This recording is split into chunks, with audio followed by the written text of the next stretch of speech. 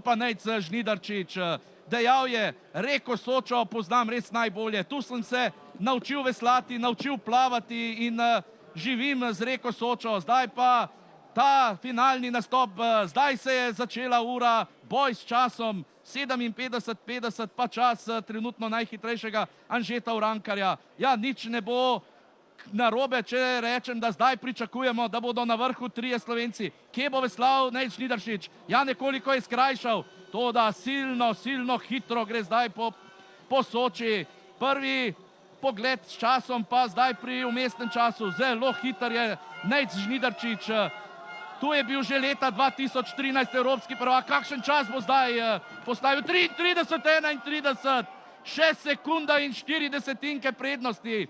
Koliko moči ima še Nejc za ta spodnji del? Pozna to reko res najbolje. Zdaj ta spodnji zahteven del, kako mu bo šlo tu? Tu stiska zobe. Zdaj zadnji zaveslaji. Nejc Žnidaršič v cilju 55:60. To je čas, ki ga bo težko premagati. Ali bo po letu 2013 Nejc Žnidaršič zadovoljen je še enkrat evropski prvak?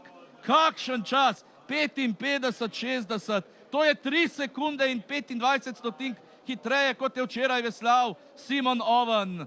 Zdaj pa samo še zadnje vprašanje. Ali lahko kdo vzame Slovencem odličje? Hugh Moret iz Francije, včeraj drugi najhitrejši, 58:85, z umetnim časom 36:26.